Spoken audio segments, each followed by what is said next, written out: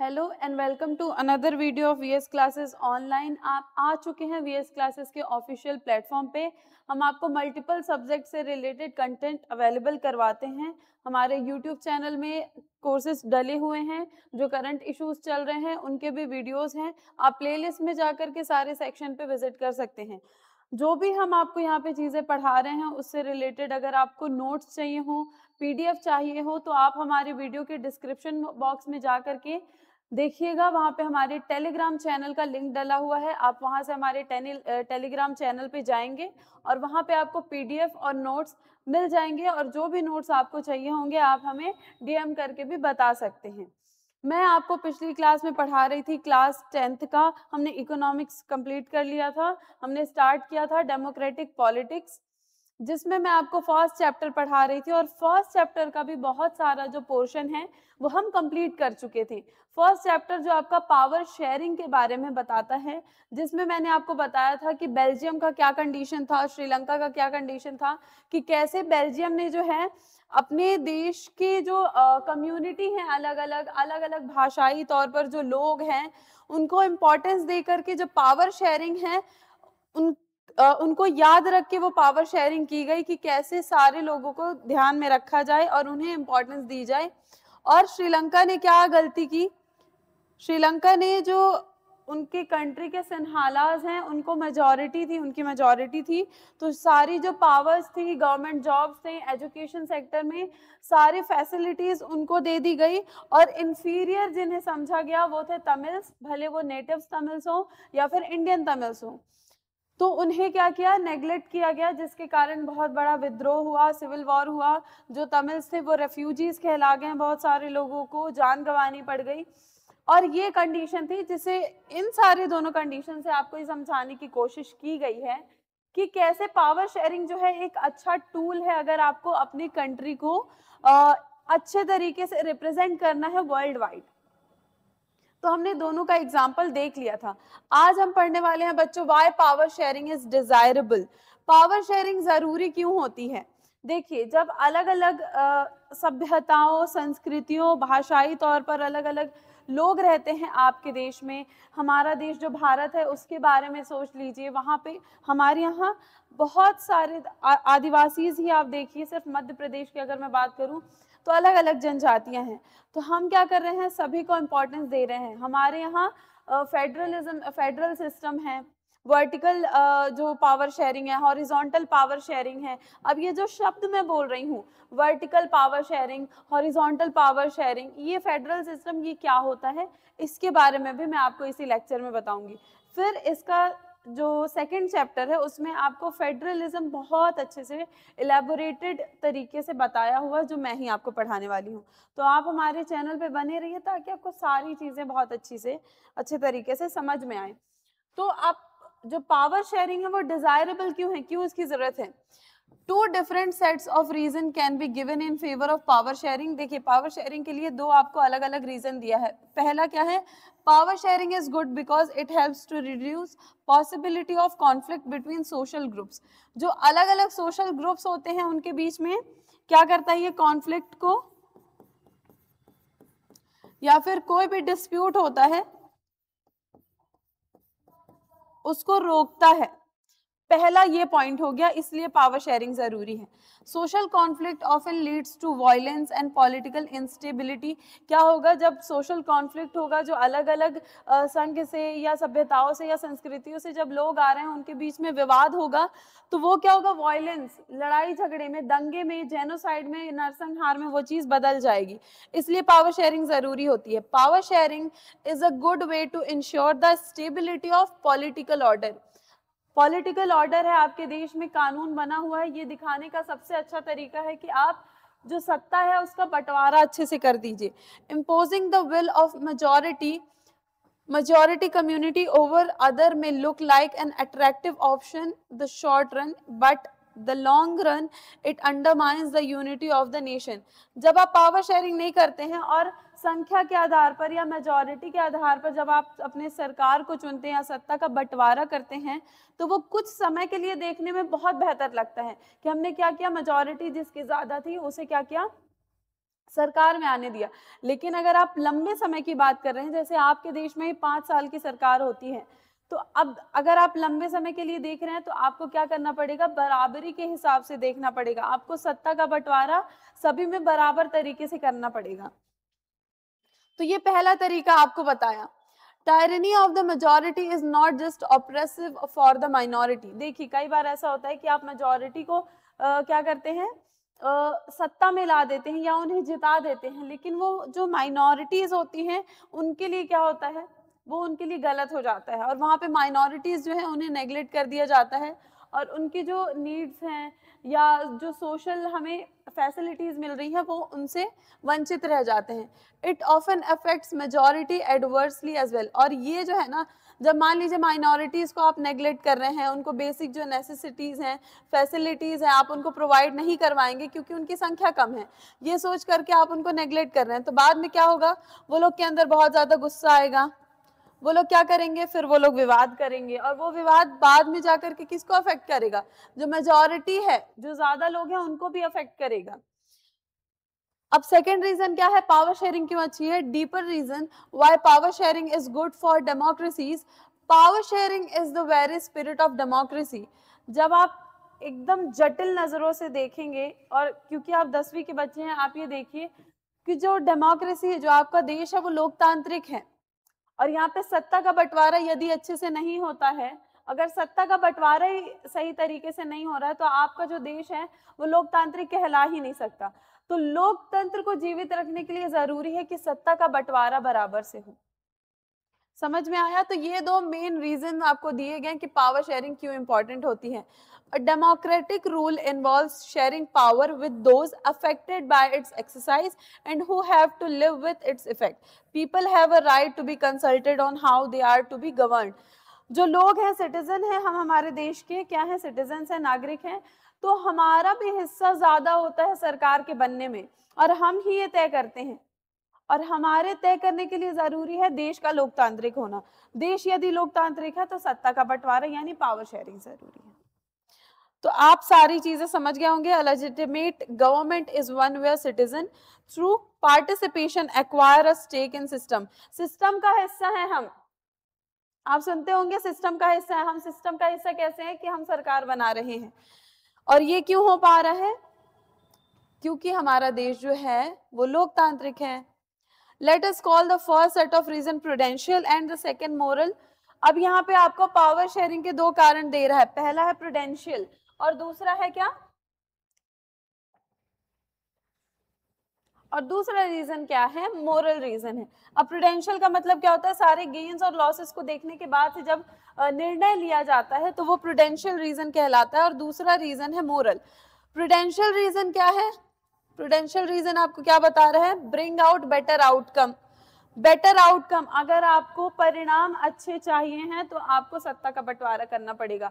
अब इसमें moral reason क्या बता रहा है, moral reason emphasizes the very act of power sharing as valuable. और पावर शेयरिंग जो है, सत्ता का बंटवारा करना, मोरल रीजन है कि वो अच्छा होता है, इसलिए आपको सत्ता का बंटवारा करना है। तो यहाँ पे आपको लॉजिकली भी सारी चीजें बता दिया और आपको मोरल तरीके से भी बता दिया। मोरल रीजन में जैसे आप देखिए कि जब आप बच्चे रहते हैं और आपके घर में आपके साथ और 2-3 बच्चे रहते हैं जॉइंट फैमिलीज में, तो आपके माता पिता आपको ये सिखाते हैं, कोई भी चीज जब खाने वाली आ रही होती है तो आपको बोला जाता है कि शेयरिंग इज केयरिंग, आपको शेयर करना होगा।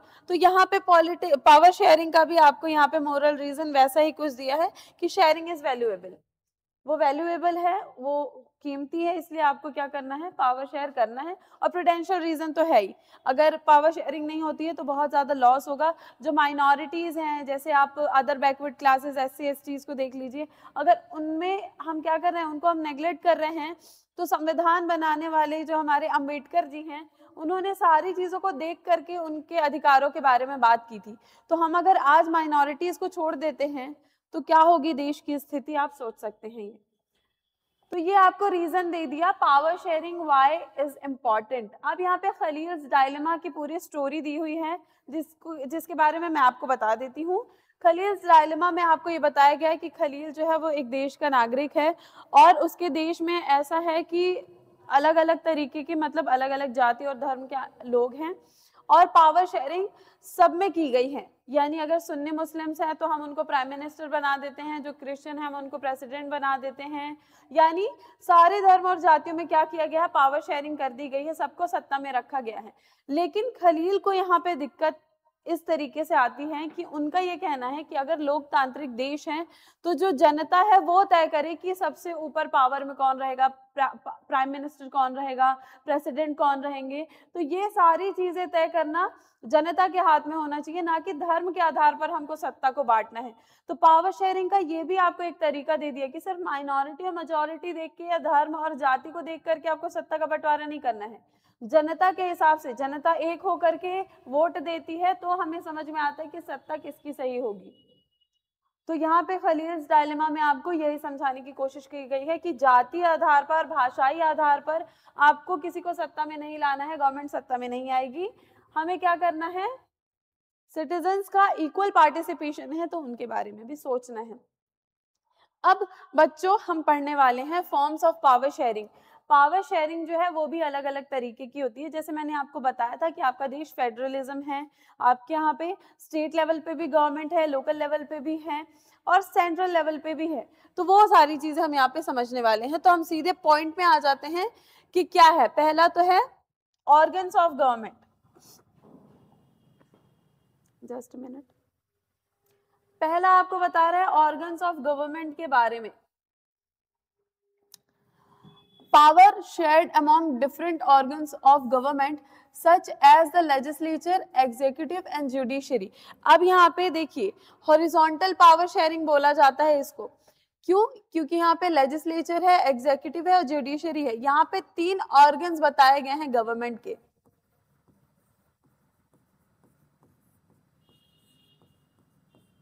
तीन ऑर्गन बताए गए हैं, जिसमें सबसे पहले आता है लेजिस्लेचर। मैं यहाँ पे लिख देती हूँ,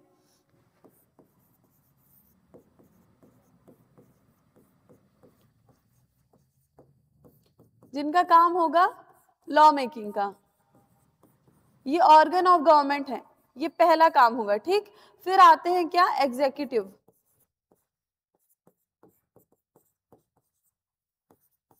ये क्या करेंगे, इनको इनेक्ट करवाना होगा लॉ को,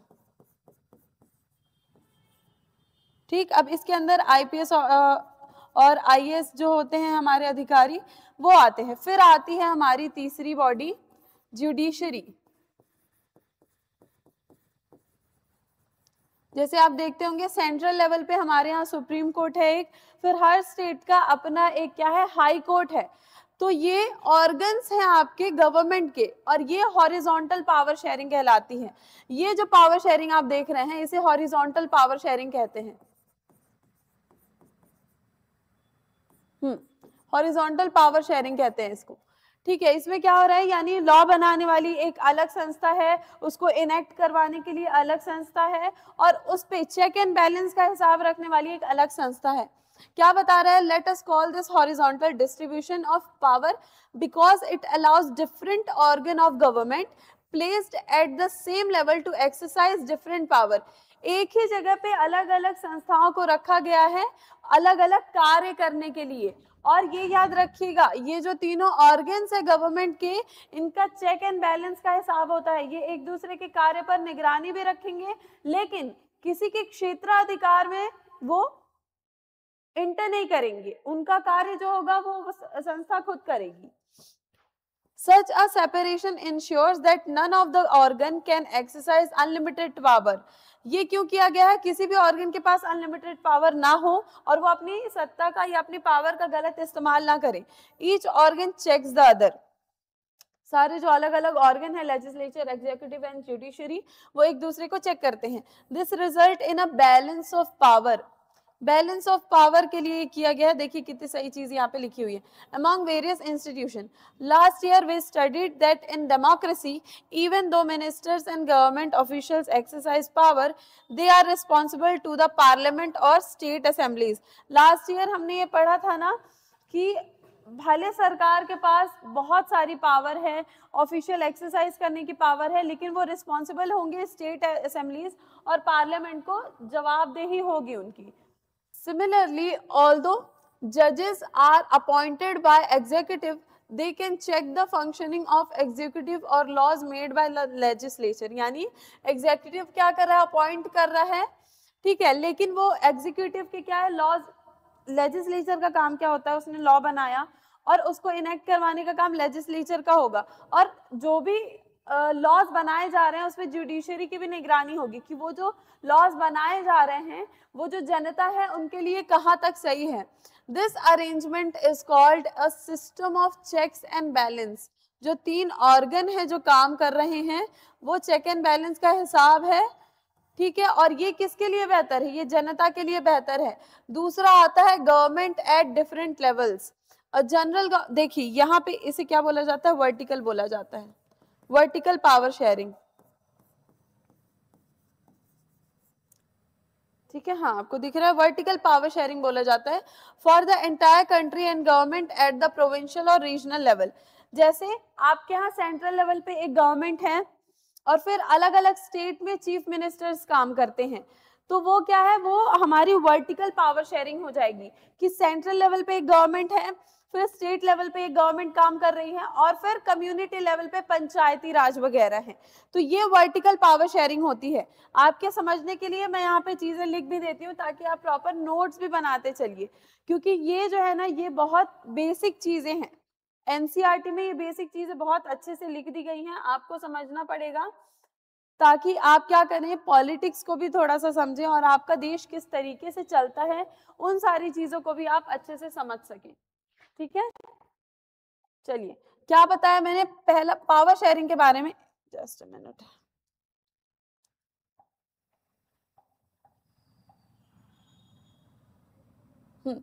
पावर शेयरिंग के बारे में बच्चों हम पढ़ रहे थे।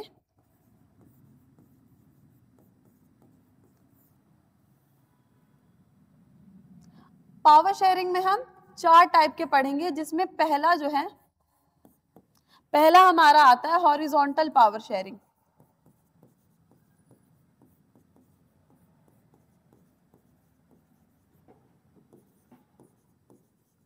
ये हमारा फर्स्ट टाइप हुआ। हॉरिजॉन्टल पावर शेयरिंग में 3 अलग अलग ऑर्गन्स होंगे गवर्नमेंट के।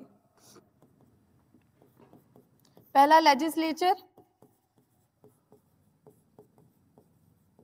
दूसरा एग्जीक्यूटिव और तीसरा आएगा जुडिशरी, और इन्हें बोला जाएगा ऑर्गन्स ऑफ गवर्नमेंट।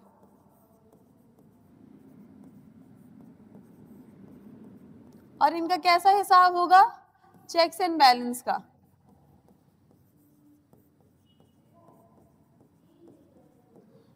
ये आपका पहला हो गया। दूसरा जो है वो वर्टिकल पावर शेयरिंग है। वर्टिकल पावर शेयरिंग में भी 3 चीजें आएंगी।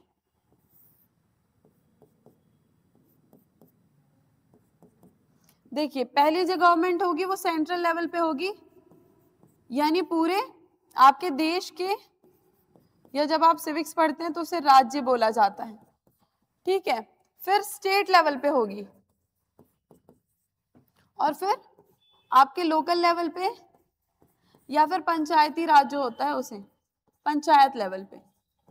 ये आपका सेकंड फॉर्म हो गया। ये दोनों चीजें हम अभी पढ़ चुके हैं। अब वापस से चलते हैं, जो थर्ड फॉर्म है हम उसको पढ़ते हैं।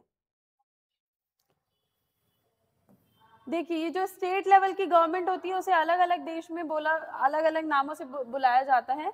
There are many countries where there are no provincial और स्टेट गवर्नमेंट। कई ऐसे कंट्रीज हैं जहाँ पे स्टेट लेवल पे गवर्नमेंट नहीं होती है, but in those countries like ours where there are different level of government, the constitution clearly lays down the power of different level of government. There is what they did in Belgium. अब यही same चीज है Belgium में हुई थी। उन्होंने क्या किया, जो अलग अलग लोग थे उनमें क्या किया, उनकी इंटरेस्ट का ध्यान रखा और वैसे ही पावर शेयरिंग की। लेकिन श्रीलंका ने क्या किया, जो इंडियन तमिल्स और नेटिव तमिल्स थे उनके इंटरेस्ट को नेग्लेक्ट कर दिया, जिसके कारण क्या हुआ, हिंसा भड़क गई। The same principle can be extended to levels of government lower than the state government such as municipality and panchayat. फिर तीसरी जो लेवल की गवर्नमेंट होती है वो म्यूनिसिपैलिटी या फिर पंचायत होती है, और इसी ये जो डिवीजन है ये हायर से लोअर लेवल का जो गवर्नमेंट का डिवीजन है वो क्या करता है, जो हमारी डेमोक्रेसी है उसको बूस्ट करता है, क्योंकि सारे जो लोग हैं वो अपने इंटरेस्ट अपने लेवल की गवर्नमेंट के पास पहुंचा सकते हैं इजीली. थर्ड आता है power also be shared among different social groups. जो तीसरा हमारा टाइप है वो क्या है, डिफरेंट सोशल ग्रुप्स. मान लीजिए वो रिलीजियस आधार पर हो या लिंग्विस्टिक ग्रुप्स हो. कम्युनिटी गवर्नमेंट जिनको बोलते हैं, जैसे Belgium is a good example of this arrangement. In some countries there are constitutional and legal arrangement where by socially weaker section and women are represented in legislature and administration. कई ऐसे weaker section होते हैं जिनको represent करने का मौका मिलता है, और ये सारे जो है ना सोशल ग्रुप्स कहलाते हैं. Last year we studied the system of reserved constituencies in assemblies and the parliament of our country. ये सेम चीज बात कर रहे हैं यहाँ पे कि क्या है, जो माइनॉरिटीज हैं या जिन्हें रिजर्व करने की जरूरत है, जैसे सोशल ग्रुप्स हैं, कम्युनिटी ग्रुप्स हैं, रिलीजियस ग्रुप्स हैं, भाषाई आधार पर अलग अलग संघ बनाए जाते हैं, तो ये तीसरा ग्रुप कहलाता है. आगे बढ़ते हैं. This type of arrangement is meant to give space in the government and administration to diverse social groups. जो अलग अलग social group हैं, diverse group है, क्या है ये हमें क्या करना है, उनको भी importance देना, otherwise would feel alienated from the government. अगर हम ये social group को ध्यान नहीं देंगे तो उनको ऐसा लगेगा कि उनको neglect किया जा रहा है. This method is used to give minority communities a fair share in power. अब ये जो थर्ड टाइप का आप देख रहे हैं पावर शेयरिंग या कम्युनिटी या फिर भाषा आधार पर सॉरी, यदि ये नहीं किया जाएगा तो जो माइनॉरिटीज हैं उनको नेग्लेक्ट कर दिया जाएगा. This method is used to give minority community a fair share in power. Fair share in power देने के लिए ये मेथड यूज किया गया है, जिसको आगे और एक्सप्लेन किया गया था आपके लेक्चर में. नेक्स्ट फॉर्म ऑफ गवर्नमेंट आ रही है यहाँ पे. Power sharing arrangement can also be seen in the way political parties, pressure groups and movement. अब जो प्रेशर ग्रुप्स होते हैं, जैसे मान लीजिए स्टूडेंट्स का एक यूनियन बनाया जाता है, ठीक है, ट्रेड यूनियंस बनाया जाता है, तो ये सारी जो पावर ग्रुप्स है ना उन्हें भी फॉर्म किया जाता है ताकि सत्ता जो है वो एक व्यक्ति के हाथ में रह के वो अपने आप को ज्यादा शक्तिशाली समझ करके अपनी जो पावर है, जो शक्ति है, उनका गलत इस्तेमाल ना कर ले. In a democracy, the citizen must have freedom to choose among various contenders of power. In contemporary democracies, this takes the form of competition among different parties. Such competition ensures that power does not remain in one hand.